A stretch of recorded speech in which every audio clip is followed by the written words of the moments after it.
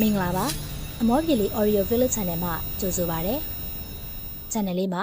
ဟာတာဇလံပရာလောကဇလံများနဲ့ဂမ်ဘီယာဖြစ်ရမှန်ဇလံများကိုတင်ဆက်ပေးသွားမှာဖြစ်လို့ Channel လေးကို Like and Subscribe လုပ်ထားပေးဖို့တောင်းဆိုချင်ပါတယ်ရှင်ကြံကြံဖန်ဖန်ရန်ကုန်သူတဲ့ကြည်ဝင်းတို့ရွာကိုရန်ကုန်သူတယောက်တလေရောက်လာရင်ဝိုင်းကြည့်ကြတာမြောက်ပွဲထက်တောင်မှလူစီသေးတယ်ကြည်ပါဦးရန်ကုန်သူဆိုတာခောက်စကန်နဲ့ထောက်ဖက်နှက်နဲ့လူတကာမှောက်လဲရှင်စရာစပင်ကအမြင်ဆွဲနဲ့ဖွေးလဲဖြူနေတဲ့မျက်နှာအထက်မှာတော့ပင်သက်ဖိုးစရာပါးနေရဲကိုလဲတားအပီပင်ဆွဲထားသေးတာတခါတလေ0 ကွာတာဆိုလားအမြင်ရိုင်းသလိုထင်ရပေမဲ့ကြည်ဝင်းတို့လိုတောသူမာတွေတမင်ရွှိုင်းရင်တောင်မမီတော့ပါဘူး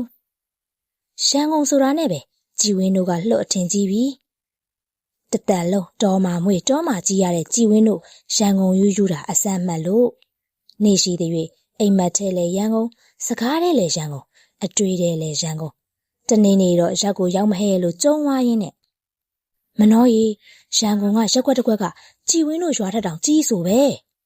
အမမနှောကကြည်ဝင်းကိုမျက်စောင်းခဲလို့ပေါ့ဘာဖြစ်တော့အဲ့ဒါ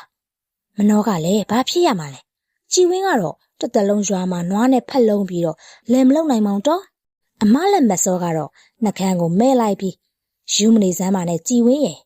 ရန်ကုန်ဆိုတာလူရှုပ်လူပွေတွေအင်တန်ပေါ်တဲ့နေရာသိလားအမမစောကိုကြည့်ပြီးကြည်ဝင်းအော်ဟစ်ရီပြစ်လိုက်တယ်ပြီးတော့အမလီမစောရီရှေခေကစကားတွေနဲ့ကြည်ဝင်းတို့ကလုံးဝမကြောက်တာနော်အမကြီးမနှောကကြည်ဝင်းကိုတွေးဆဆကြည့်ပြီးထားပါတော့ညီကရန်ကုန်သွားပြီးဘာသွားလှုပ်ရှားမှလဲကြည်ဝင်းကလည်းဆက်ထိမခံအိုးဒါကတော့မနှောရဲ့ဟိုရောက်မှလေ့လာရမှာပေါ့အ ਨੇ ဆုံးကတော့ဈေးရောင်းစားလို့ရတာပရန်ကုန်မှာလူတလောက်များတာအစားအသောက်ကောင်းကောင်းရောင်းပြီးနာမည်ရတာနဲ့ချမ်းသာပြီပဲမနှောကြည်ဝင်းကိုကြည့်ပြီးတက်ပြင်းချလိုက်တယ်ကြည်ဝင်းရဲ့တို့မိဘတွေခြံထားခဲ့တဲ့ခြံဝင်းနဲ့လေးတိုင်အင်ကြီးကလည်းအကြီးကြီးနွားတွေရောလဲတွေရောရှိနေတာတို့တက်မစင်းရဲပါဘူးအေးအိုးမနှောတို့ပြောရင်ဒီလိုကြည့်ပဲကြည်ဝင်းကတော့မနှောတို့လိုမနေနိုင်ပါဘူးဒီထက်လှလှပပနေခြင်းနဲ့ဖြစ်နိုင်ရင်ကဘာတောင်ပတ်ချင်သေးတယ်မနှောနဲ့မစောတို့ကကြည်ဝင်းကိုကြည့်ပြီးစိတ်ပြက်လက်ပြက်ခေါင်းခါလိုက်ကြတယ်ရန်ကုန်နဲ့အောင်မလီများလိုက်တဲ့လူတွေဘဲကလာလို့ဘဲကိုတွားနေကြလဲမသိလမ်းပေါ်မှာပန်းရောင်စုံဖြန့်ကျဲထားသလိုပါကြည်ဝင်းတယောက်ရန်ကုန်မြေပေါ်ခြေချလိုက်တာနဲ့ရင်တတိတ်ခုန်နေမိတယ်ကြည်ဝင်းရောက်ချင်လာတဲ့ရန်ကုန်ခုတော့ကြည်ဝင်းခြေထောက်အောက်ကိုရောက်နေပြီဘယ်ပြေးအောင်မလဲရန်ကုန်ရဲ့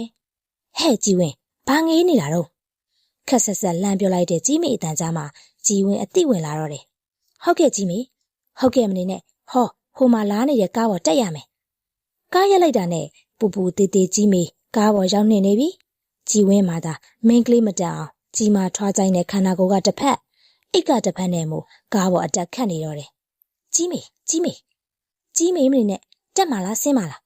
အပေါဝါမှာစပယ်ယာကစိတ်မရှိသလိုခက်ဆက်ဆက်မေးလာတယ်တက်မှာဒါဆိုလဲလာထားစပယ်ယာကပြောဆူနဲ့ကြည်ဝင်းခန္ဓာကိုပြပြကြီးကိုကားပေါ်ဆွဲတင်လိုက်တယ်ဟဲ့တပ်ပလို့တော့ကားကစောင့်ထွက်ပြီးခန္ဓာကိုကြီးအထုပ်ပိုးနဲ့ကြည်ဝင်းတယောက်ကားပေါ်မှာစကောတဲ့ဘောလုံးလိမ့်သလိုဖြစ်နေတော့တယ်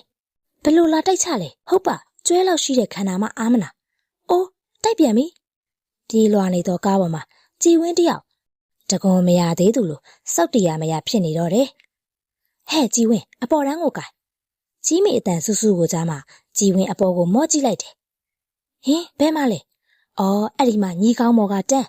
ကြည်ဝင်းလက်ထဲကအထုပ်နဲ့ချင်းတောင်ကိုလွှတ်ချလိုက်ပြီးခေါင်းမော်ကတန်းကိုအလင်းမြန်ကင်လိုက်တော့တယ်ဒီလိုတော့လေဟုတ်သားပါစောစောကစောက်တရားမရဖြစ်နေရမှငြိမ်အေးသွားတော့တယ်မြို့ပေါ်ကကားများတို့ရွာကကြမ်းမေးဆိုတဲ့နွားထက်တောင်ဆိုးသည်လူကိုပလက်ပိုင်လိုက်ရောပဲ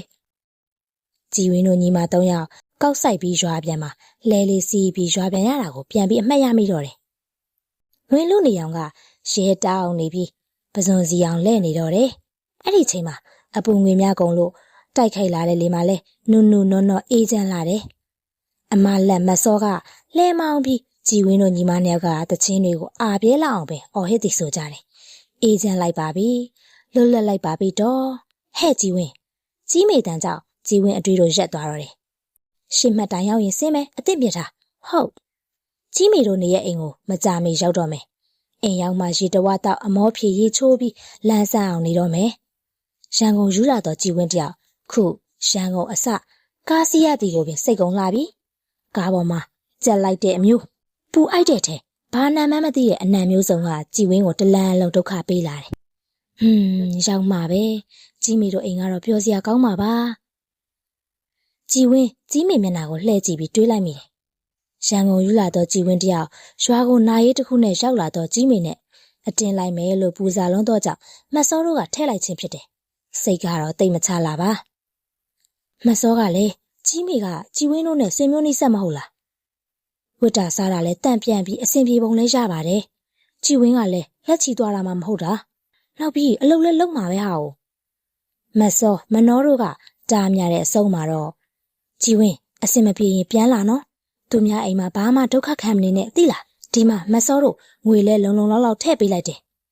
မပူပါနဲ့အမတို့ရဲ့ကြည်ဝင်းကောင်းစားလို့ကတော့အမတို့ကိုလာခေါ်ပြီးရန်ကုန်မှာစိန်နဲ့နေကြမယ်အမနှစ်ယောက်ကတော့နှက်ခမ်းကိုမဲပြကြတယ်ကြည်ဝင်းတို့ကားပေါ်ကဆင်းတာနဲ့ကျေပြန်ဖြောင်ပြူလာတဲ့ကွန်ကရစ်လမ်းမကြီးကိုကြည့်ပြီးသူမှခုံဆွားဖြစ်နေပြီပတ်ချာလဲတိုက်မြင့်ကြီးတွေကိုလက်ညှိုးထိုးနဲ့ပျော်မဆုံးဖြစ်နေတော့တယ်ဒါလားကြီးမီတို့တိုက်ဟိုးမြင့်ကြီးမလားဒါမှမဟုတ်တိတ်တိတ်နေစမ်းမှာကြည်ဝင်းရတို့အိမ်ကဟိုလန်းစားတဲ့ဝင်ရအောင်မှာဩကြည်ဝင်းပါဇက်ပိတ်ပြီးကြီးမိန်တော့ကုတ်လေးလိုက်သွားခဲ့ရတော့တယ်ကြီးမီတို့လမ်းလေးကိုချိုးကွေးလိုက်တာနဲ့ခနော်နီခနော်နတ်မြင်းဒီလမ်းလေးကိုတွေ့ရတယ်ကြည်ဝင်းကအံ့ဩတကြီးနဲ့ဟင်ကြီးမီတို့ရန်ကုန်လမ်းကလည်းဒီလိုရှိသေးလားဘာလို့တော့မြင်းဒီလမ်းချင်းတူကြည်ဝင်းတို့တော်လန်းကမှကျေဝန်းညီညာသေးတယ်တူမလားဟဲ့နင်တို့တောကမြေတွေကဒီလောက်ပေါများနေတာတို့ရန်ကုန်ကလူနေထူထပ်တော့လမ်းတွေလည်းကျင်းတာပေါ့၏ကြီးမေကဆက်ထိမခံပုံစံနဲ့ပြန်ပြောတယ်ဒါပေါ့ကြီးမေရဲ့ကြည်ဝင်းကရန်ကုန်လမ်းကိုဒီလိုထင်မထားလို့နောက်ပြီးဒီလမ်းထဲကအိမ်တွေကလည်းကြည့်ပါဦးနော်မိချစ်ဖာလေးတွေကြာနေတာပဲကြီးမေကမျက်စောင်းလှည့်ထိုးပြန်တယ်ဒီမိချစ်ဖာလာအိမ်ရဖို့တောင်မှလွယ်တယ်မှတ်လို့ညီတို့တော်လို့တစ်ပေါ်ဝါပေါ်နေတာမှမဟုတ်တာကြီးမေစကားကိုနားထောင်ပြီးကြည်ဝင်းရင်ထဲမှာလေးလာတော့တယ်မိချစ်ဖာအိမ်လေးဆိုရင်ဒုက္ခကြည်ဝင်းတို့ရွာမှာအိမ်ဆိုရင်အဖေလက်ထက်တွေကကျွန်းပြားကြီးနဲ့ကြမ်းခင်းထားတာကြမ်းတိုက်လိုက်ရင်လည်းပြောင်လက်လာတယ်ကဲရောက်ပြီကြည်ဝင်းဒီအိမ်မဲမိချစ်ဖာလေးများအိမ်တွေထဲမှာမိချစ်ဖာလေးတစ်လုံးပေါ်ကိုကြီးမေတက်သွားတော့တယ်အိမ်ထက်မှာကြီးမေလိုဖြူဖွေးပိန်ပါနေတဲ့ကြီးမေခင်မွန်ဘာကြီးကိုတွေ့ရတယ်ဘာကြီးကရေဒီယိုနားထောင်နေရမှာကြည်ဝင်းကိုကြည့်ပြီးခရီးဦးကြိုပြူတယ်ကြည်ဝင်းဆိုတာလားဟဲ့လာအေးစင်းနားလက်ကြည်စမ်းနေကလာတာမို့ထင်တယ်ထွားကြိုင်းလိုက်တာကြီးမေတို့အိမ်တစ်ခုလုံးတိတ်ဆိတ်နေပြီးအိမ်ပေါ်မှာလဲဘယ်လိုပရိဘောကမှမရှိအောင်ပြောင်ရှင်းနေတယ်ကြီးမေရဲ့တသမီတွေကိုလည်းတယောက်မှမမြင်ရဘူးကြီးမေအကိုတို့အမားတို့ရောအိမ်ခွဲနေကြတာလားဟေးအေးလာကြမယ်ခုဈေးအောင်ထွက်နေကြလို့ဩကြီးဝင်းအထုပ်ပိုးချပြီးရှေးကိုအငမ်းမရတောက်လိုက်တယ်တကူလုံးချွေးတွေစီနေပြီရေချိုးရပြင်ဆင်လိုက်တယ်ဟဲ့ကြီးဝင်းဘာလို့အင်ကြီးချွတ်နေတာလဲရေချိုးမှလေကြီးမေရဲ့အော်ဟောဒီကလေးနဲ့ရန်ကုန်ကိုတောလို့များအောက်မေ့နေတာလားဟင်ဘာလို့လဲ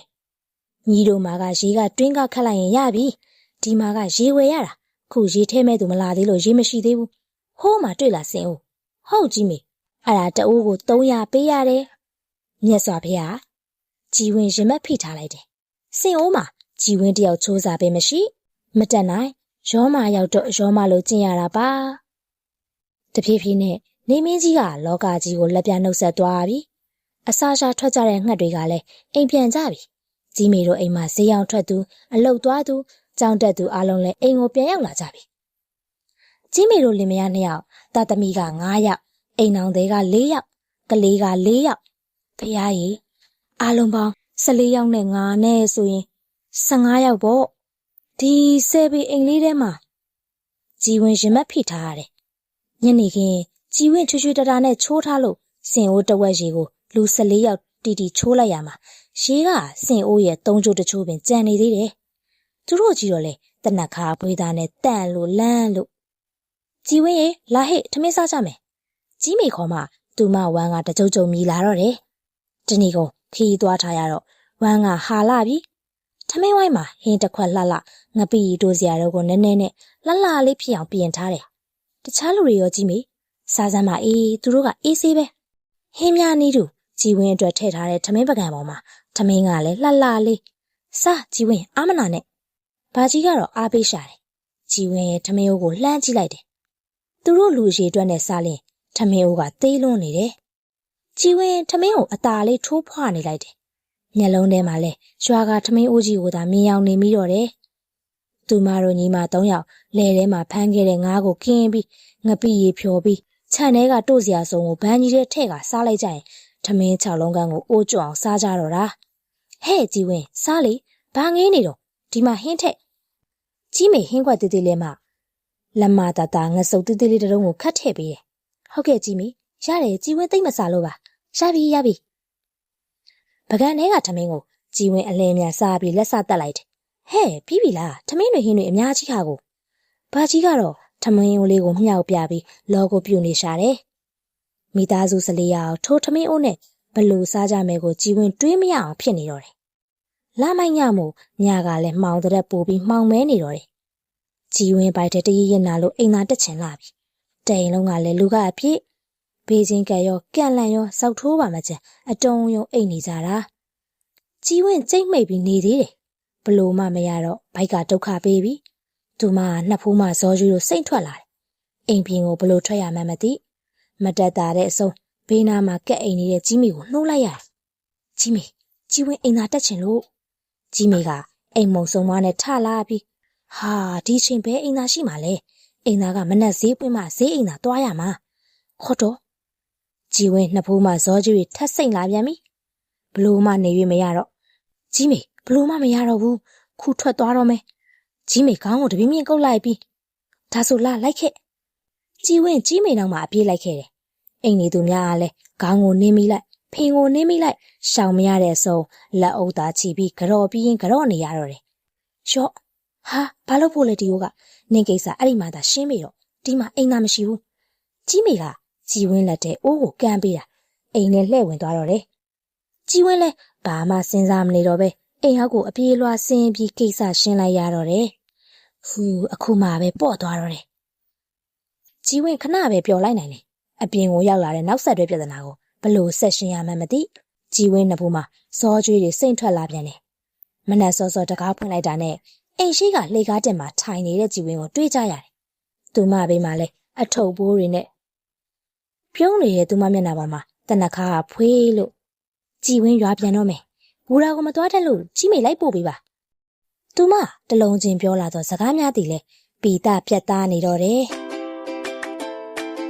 ရှယ်စရာဟာတာလေးများနားထောင်ပြီးဘဝအမောတွေပြည်နိုင်ကြပါစေရှင်ခန်းစားနာဆင်ပေးမှုကိုကျေးဇူးအများကြီးတင်ရှိပါတယ်ရှင်ရှင်လန်းချမ်းမြေ့ကြပါစေရှင်